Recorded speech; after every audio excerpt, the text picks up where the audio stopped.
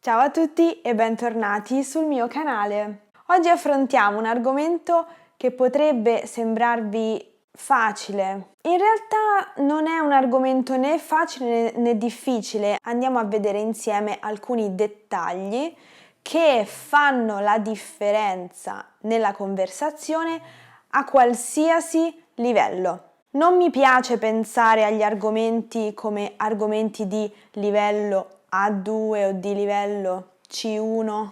Dal mio punto di vista, ogni argomento può essere affrontato più superficialmente o più nel dettaglio, a seconda del livello.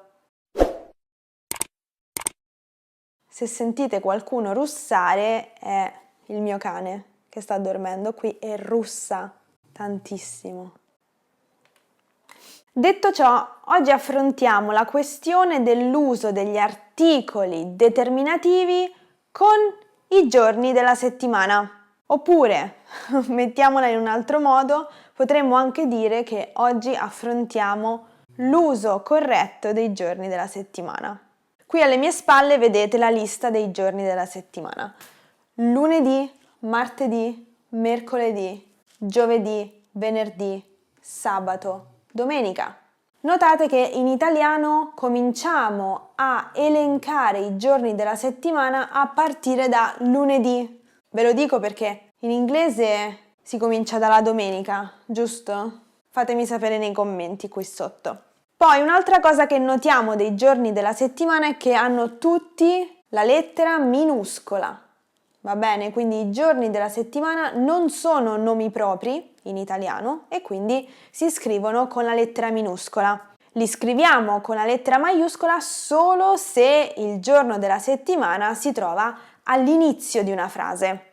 Poi un'altra cosa molto importante è l'accento sulla I finale, che è un accento grave. Perché c'è l'accento? L'accento cade sull'ultima sillaba e per questo motivo l'accento deve essere segnato graficamente. I giorni della settimana, che sono parole tronche, non cambiano. Al plurale sono invariabili. Quindi il lunedì, i lunedì, il giovedì, i giovedì. Gli unici 2 giorni della settimana che sono variabili al plurale sono sabato e domenica. Quindi il sabato, i sabati, la domenica, le domeniche. Un'altra cosa che notiamo è che sono tutti maschili tranne la domenica. Allora, quando noi parliamo e usiamo i giorni della settimana nelle nostre frasi, dobbiamo fare una scelta. Mettiamo l'articolo determinativo oppure no? Dipende da quello che vogliamo dire. Per esempio, se io chiedo quando vai in palestra e la persona mi risponde il lunedì oppure mi risponde lunedì, qual è la differenza secondo voi?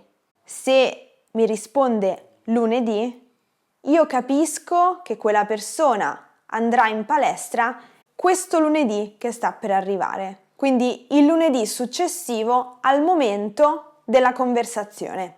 Al contrario, se la persona risponde il lunedì, significa che tutti i lunedì quella persona va in palestra.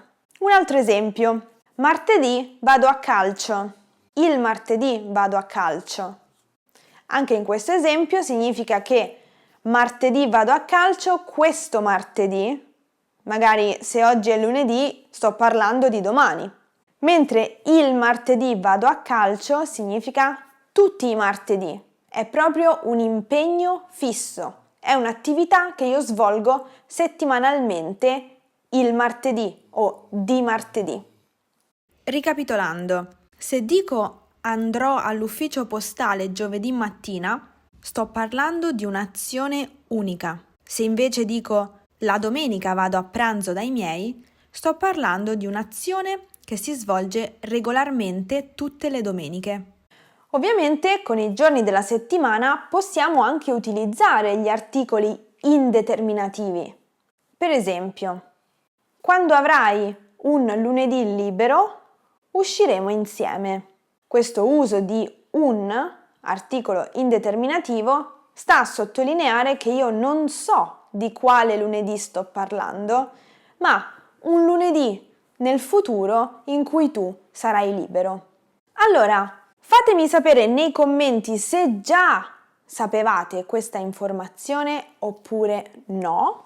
Condividete questa lezione con i vostri amici che imparano l'italiano. Ovviamente poi metterò i sottotitoli a questo video e quindi forse avrei dovuto dirlo all'inizio del video che ci sono i sottotitoli. Spero che abbiate attivato i sottotitoli e grazie mille per aver guardato questa lezione e noi ci vediamo nella prossima. A presto! Ciao!